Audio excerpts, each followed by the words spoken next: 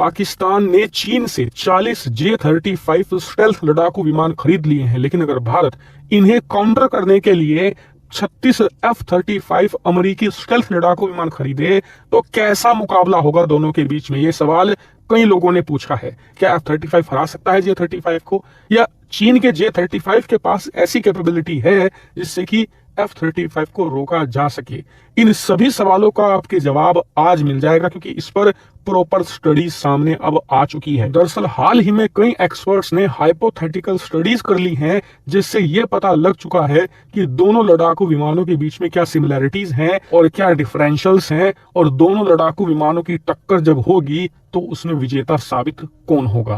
दरअसल इन दोनों लड़ाकू विमानों के बीच में एक चीज कॉमन पाई गई है कि पाकिस्तान अगर J-35 के जरिए F-35 को रोकने की कोशिश भी करना चाहता है ना, तो उसे F-35 के बहुत ही ज्यादा करीब आना पड़ेगा, तब जाकर कोई चांस बनता है। इसको लेकर एक्सपर्ट बताते हैं कि F-35 का जो हेलमेट है ना, वो BVR जो फाइट होती है लड़ाकू विमानों की, यानी कि बियॉन्ड विजुअल रेंज, एक लड़ाकू विमान इतनी दूर है कि आप पायलट हो और आप उसे अपनी आंखों से नहीं देख सकते, तब भी आप उसे मारकर गिरा सकते हो, क्योंकि F-35 का हेलमेट बहुत ही ज्यादा सुपीरियर है। यहां तक कि दुनिया में कोई भी ऐसा हेलमेट नहीं है लड़ाकू विमान का जो इसका 1% भी हो। जी हाँ, इस लेवल की टेक्निकलिटी है F-35 के हेलमेट में। आप स्क्रीन पर देख भी सकते हैं ये कितना ज्यादा टेक्नोलॉजी के साथ आता है। एक पायलट को ये लड़ाकू विमान पर इतनी जबरदस्त पकड़ और कमांड देता है कि पायलट की आंखों के इशारों से पूरा का पूरा लड़ाकू विमान चलने लगता है। और इसी शानदार रिफ्लेक्स की वजह से F-35 की BVR कैपेबिलिटी तो शानदार है ही, लेकिन क्लोज रेंज में लड़ाई करने की क्षमता भी बहुत ही ज्यादा इन्हांस हो जाती है। जबकि J-35 का जो हेलमेट है वो एक साधारण सा है, जो कि नॉर्मल लड़ाकू विमानों के साथ भी आता है। लेकिन एक डिपार्टमेंट जहां पर चीन का J-35 सबसे ज्यादा मार खा रहा है वो है मिसाइल का डिपार्टमेंट। इन्होंने सारी की सारी मेहनत करी है लड़ाकू विमान बनाने में, लेकिन ये भूल गए कि लड़ाकू विमान में मिसाइलें भी लगती हैं। असल काम मिसाइलों का होता है, मिसाइलों से ही तो सारा खेल है। लेकिन इन्होंने नए लड़ाकू विमानों के अंदर पुरानी P सीरीज की मिसाइलें लगा दी हैं, जिनकी जो क्लेम रेंज है चीन कहता है 150 किलोमीटर की, लेकिन एक्चुअल में वो P सीरीज की मिसाइलें 75 से 80 किलोमीटर की रेंज निकालती हैं। इसके जवाब में अमेरिका के F-35 के अंदर एक तो नई मिसाइलें आती हैं, सारी की सारी MRM है, और वो भी अलग अलग वेरिएंट है, जैसे कि MRM A, B और D।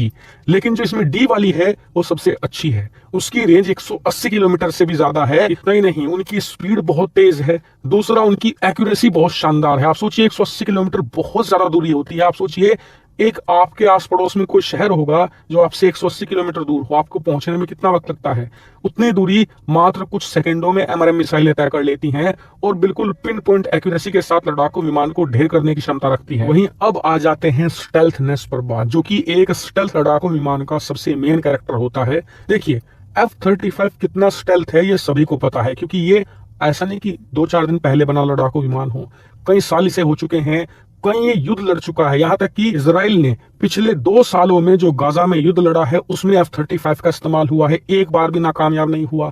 ईरान के अंदर घुस कर जो राजधानी तेहरान है वहां पर सर्जिकल स्ट्राइक करके वापस आ गया, अगलों को पता नहीं चला। ईरान के जितने भी डिफेंस सिस्टम थे, चाहे वो S-300 ही क्यों ना हो, जो कि S-400 का छोटा भाई है, सारे के सारे नष्ट कर डाले इजराइल ने F-35 के जरिए। तो इसकी स्टेल्थ कितनी है सबको पता है, लेकिन चीन के J-35 कितना स्टेल्थ है ये किसी को नहीं पता, क्योंकि चीन ने आज तक कोई डाटा दिया ही नहीं है। और अपनी चीज वो छुपाता है जो चोर होता है, जिसके मन में डर हो।